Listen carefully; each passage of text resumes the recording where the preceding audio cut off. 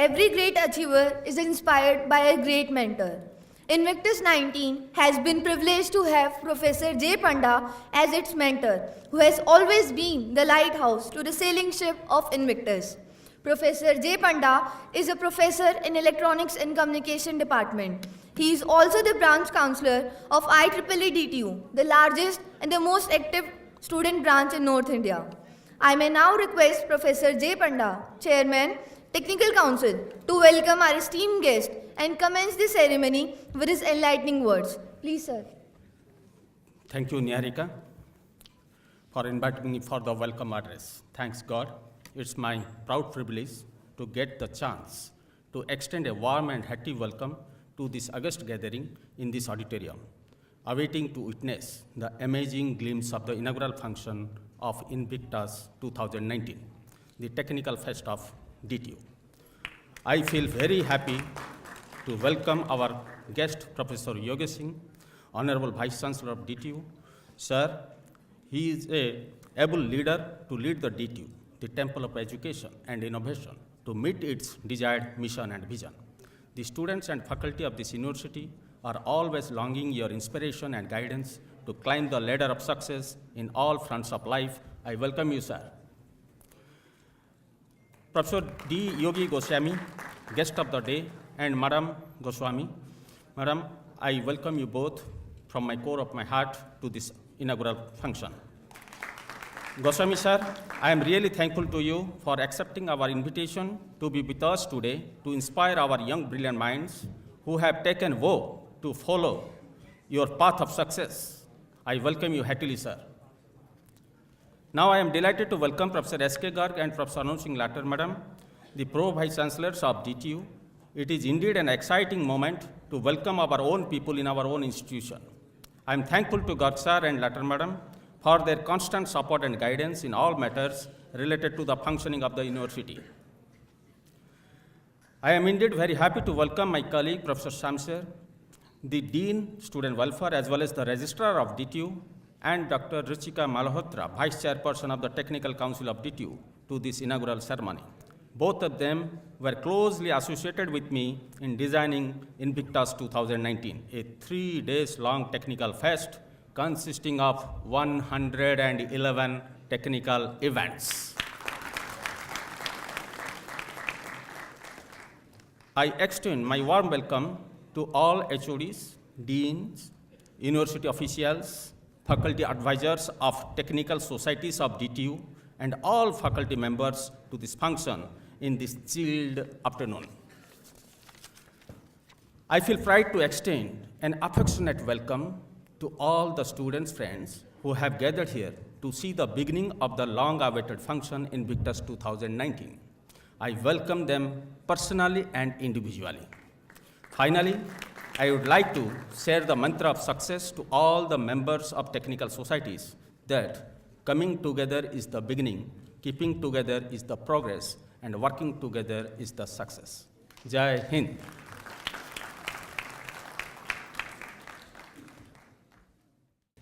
I'm not afraid of an army of lions led by a sheep. I'm afraid of an army of sheep led by a lion. INVICTUS 19 has been honored to have Nikhil Mishra as one such lion. His contribution in INVICTUS 19 has been a perfect amalgamation of impact, innovation, and inspiration. I may now request Nikhil Mishra, President Student Technical Council, to introduce us to the theme of INVICTUS 19. Good afternoon, everyone. I, Nikhil, welcomes you to INVICTUS, the annual Inter-College Technical Festival of Delhi Technological University. On behalf of the INVICTUS family, I want to extend my warmest greetings to those from far and near here at DTU. We encourage you to make yourself right at home because for the next 3 days of the festival, you are a part of our family. Teamwork makes the dreams work. It was proved true last year when all the technical societies and teams were brought together and for the first time under an umbrella called INVICTUS, which gave us the first ever edition of the Combined Technical Fest. Continuing the legacy, I, on behalf of the entire Technical Council, proudly announce the genesis of the second edition of INVICTUS. We come across numerous artistic definitions of technology The impact of technology is unmistakably prevalent in our lives. It has its traces in even the tiniest and the simplest of the things around us. But for me, it's the wings for human, cure for the ill, source of the light in the dark, a shield to an army, and messenger to our loved ones. To summarize, it's a science of craft. Former President of the United States, Mr. Barack Obama, says, and I quote, "With the pace of technological innovation today, we can't afford to stand still for a year or 2 or 3 years. We've got to seize every opportunity. We have to stay ahead." With these immensely motivating words, I proudly announce the theme of INVICTUS 19, that is Technology for Tomorrow.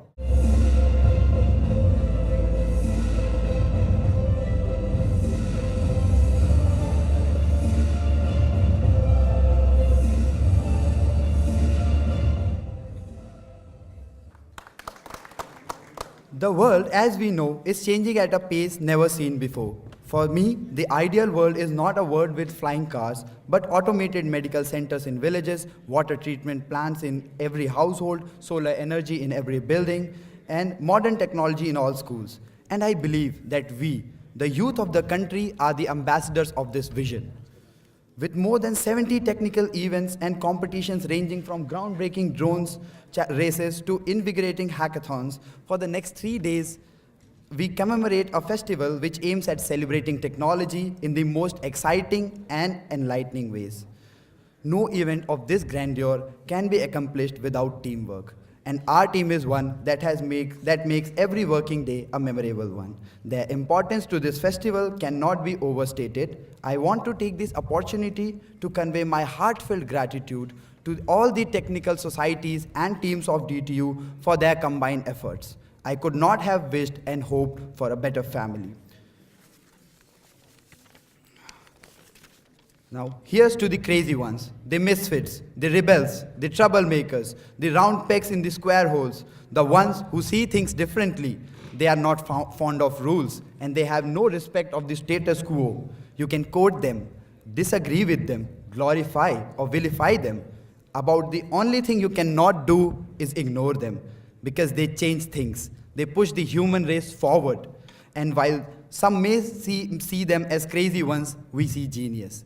Because the people who are crazy enough to think they can change the world are the ones who do. INVICTUS 19 is for all the crazy enthusiasts, all those who wish to carve a way of their own, and all those who believe in making a future of themselves.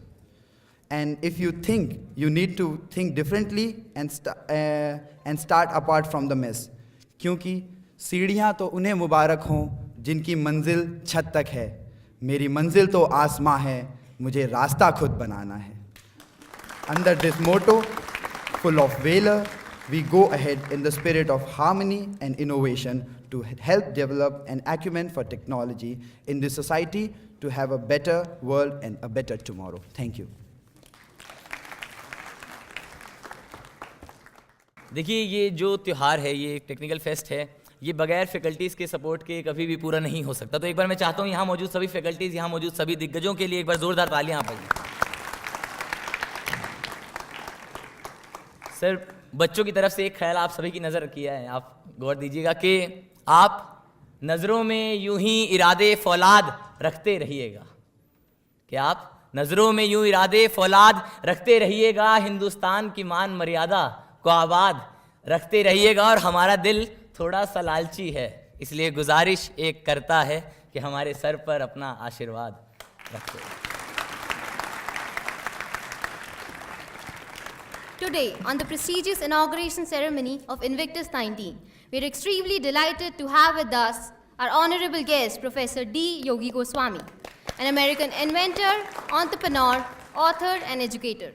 With a massive search and switch to alternative greener sources of energy, Professor Goswami has major contributions in solar energy.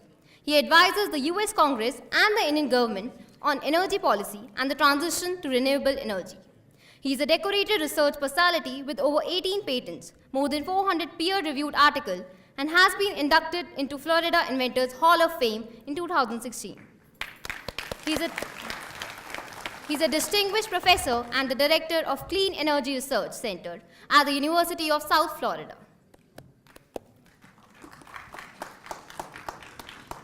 Sir, आपके लिए 4 पंक्तियां लिखी थी, अगर इजाजत हो तो सुनाओ सर। कि जिंदगी के सब, एक बार प्लीज ये D2 से ही है तो मैं चाहता हूं एक बार इनके लिए अलग से थोड़ी सी तालियां हो जाए प्लीज। देखिए, घर का सदस्य रहता है कि जिंदगी के सफर में हर परिंदे की उड़ान का आगाज अलग होता है, कि जिंदगी के सफर में हर परिंदे की उड़ान का आगाज अलग होता है, मेहनत का अंदाज अलग होता है, हर दिन का रियाज अलग होता है, और कोई भी शख्स कामयाबी हासिल करता है तो खुशी होती है, मगर जब कोई अपने घर से तरक्की करता है तो नाज अलग होता है। एक बार जोरदार तालियां सर के लिए। मैं चाहता हूं sir please share a few words with us and please the stage is all yours. That is the best welcome I have ever had. Exactly 50 years ago, that I was in your shoes.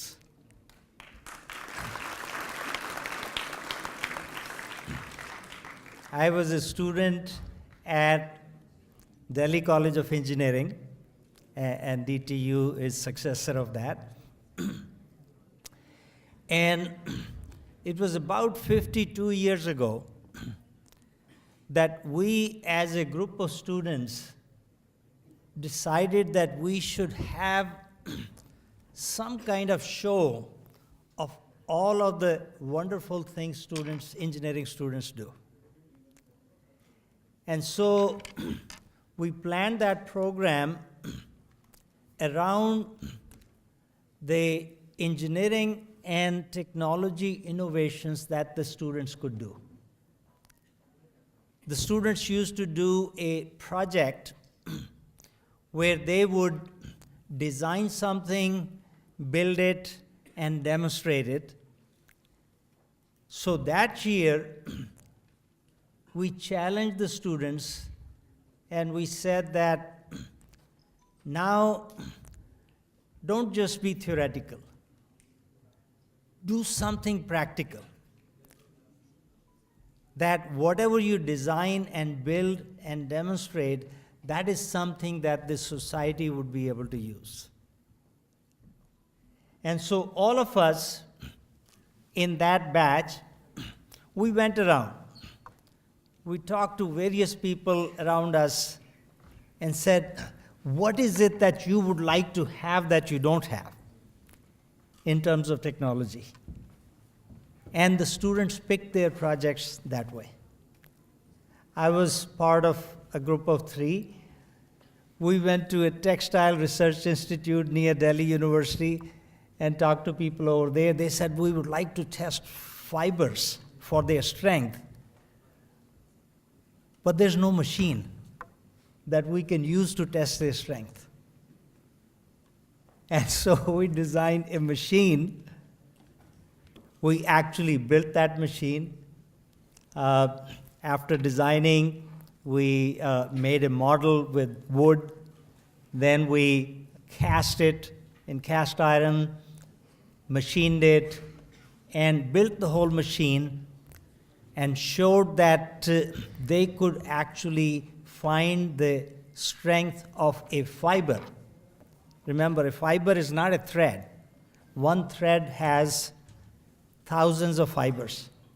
So they could test the strength of that fiber.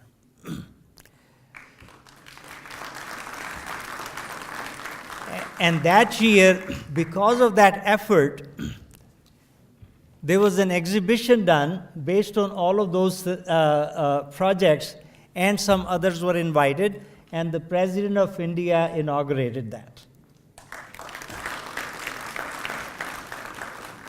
But there was something lacking there that I see happening today.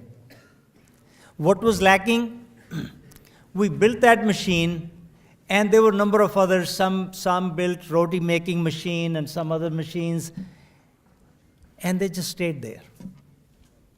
Nothing came into the market. So what you conceptualize what you build should be not just to show that you can build, but it should be to solve a certain problem of the society. And then to make sure that it doesn't just stay in the lab, it actually gets out in the public where people can actually use it. And not only that, it starts to make money for you. Now, I see that some of you have that attitude, and I really admire that. Some students came to see me about a couple of hours ago, and I told them, you can come back and see me again at the hotel in the evening so we can discuss it further. Because I could see that they wanted to solve a problem of the society. So your motivation has to be something that someone around you needs it and doesn't exist. So you can then use your engineering skills to design it, to build it, or conceptualize it, and eventually to bring it to the market. Last week at the University of South Florida, we were interviewing some faculty candidates who were, we would select one of them to be a faculty member over there. And they described their research, and I asked one of them, what motivates you to do this research? And he gave an answer. He said, oh, everybody's doing that research. It's very important, and that's why I want to do that. It just did not make any sense to me. There was another candidate who came, and he described something about body, and his research was more on how to prevent heart attacks. He said his PhD was in mechanical engineering. So I said, what motivated you to work in this subject, heart attacks, to prevent heart attacks? He says, my both grandparents died because of heart attack. And from that day, I said, I'm going to do something to prevent heart attacks for other people.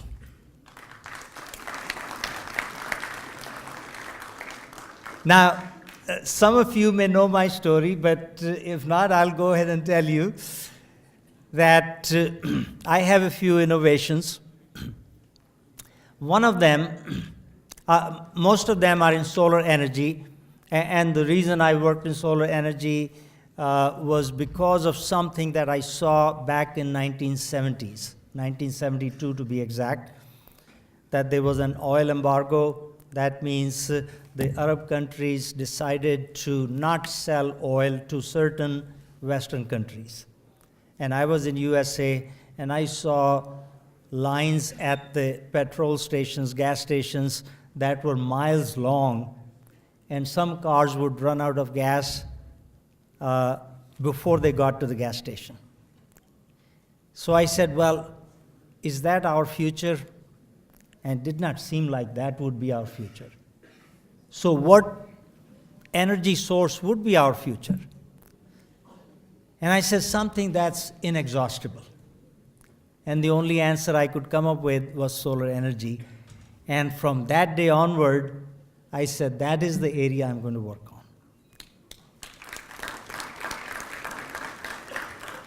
Even though everybody around me thought that he's crazy. Solar energy is never going to make more than 1 or 2% of our energy needs. But I saw a different future, and then I did not care what those other people said. A second innovation that I have is my son is asthmatic from birth. He has asthma and has allergies. And my wife is sitting here. She and I, we would have to take him to emergency in the hospital almost once a month and would be spending the whole night over there. And we started to look into what causes him asthma, what are the triggers, and we took care of all of those in terms of food, what he ate or what he drank. And finally, only one thing was left, and that was what he was breathing. And we felt there was nothing we could do. I was not about to invent a technology, but I was looking for something that may be available out there, and I attended conferences, sat in the audience, and listened to experts, and each time I would come back shaking my head. I said, these people don't understand the problem. But I do understand the problem.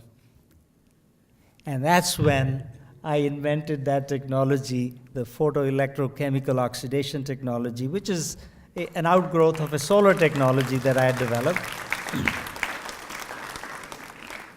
And then my son is the one, he said, Dad, it's helping you so much. I want to bring it to the rest of the world.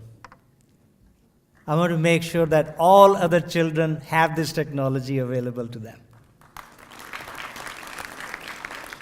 So there has to be some motivation. My message to you, and I'm talking to the students, I know there are faculty members here, and you guys are mentors for these students. So my message to you is look around.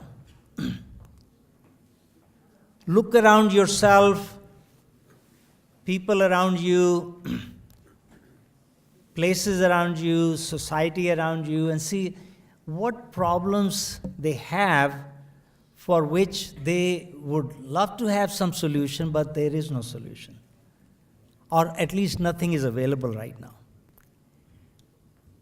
Then you make it a point that you will bring that solution to them. Now keep in mind that solution that you need may require more than you. In other words, it's not just one person who may be able to bring that solution. Then you bring that team together. That whoever is necessary, whatever background is necessary, you bring them together. What I did, for example, when I developed that technology, photoelectrochemical oxidation technology, to disinfect air, I said, I need somebody really good with chemistry background. So I talked to the chemistry professors over there.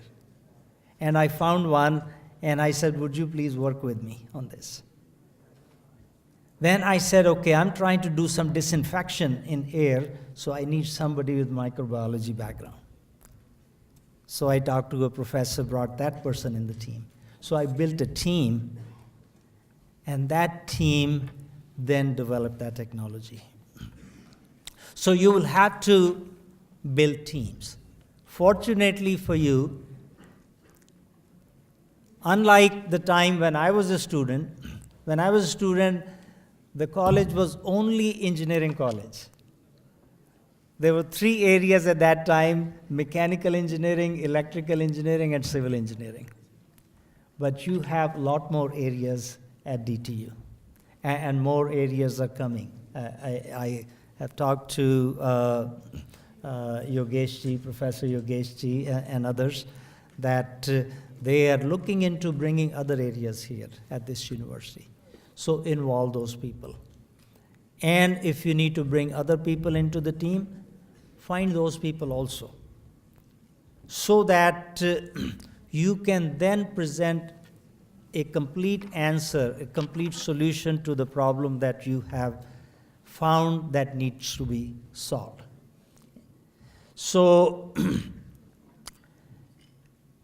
at the end of the day, you say that my life was useful. I did something that is helping other people.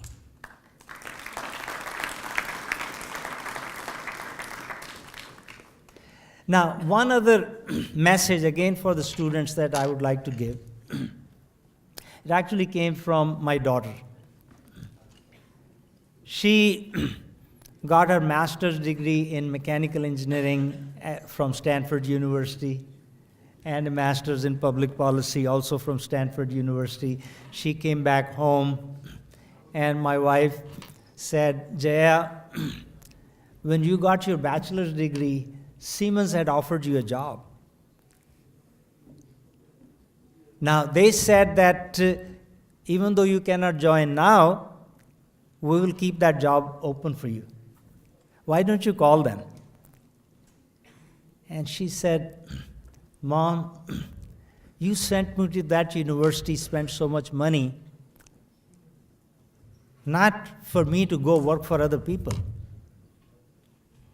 I would like to create jobs for other people. Now, some of you will have to go work for other companies. But I want to put this bug in your mind that you should be the one who should create jobs for other people. In other words, you start with an idea and you say, I'm going to build something around it. I'm going to build a business around it so that I hire other people. I not only create jobs for myself, but for many other people. And so my daughter today, she has more than 100 people working for her. This is only 5 years from that day. And each week, she's hiring 1 or 2 more people.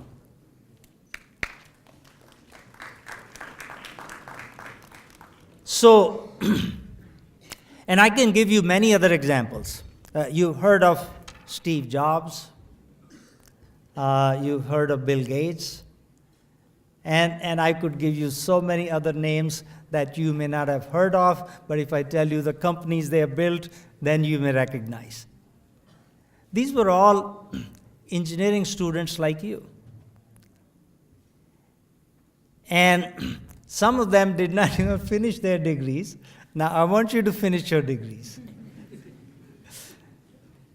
But they were so motivated to take care of a need that they felt that the society had and to fulfill that need.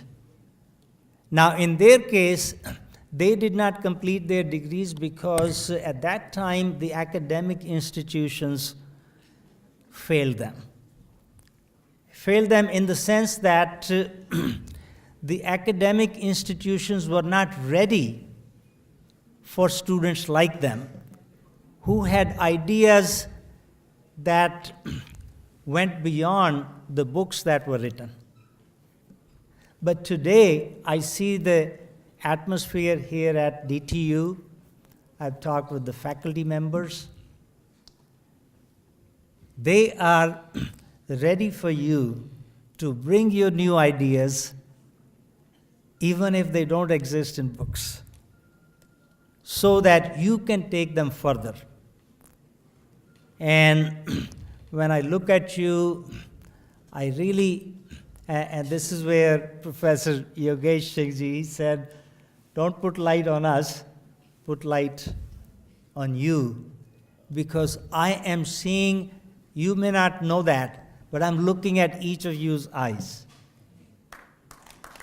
And I'm looking at you with a lot of pride that you are the future. You are the future of India. You are the future of the world. And I think with you, that future is bright. And I'm very happy for it. Thank you.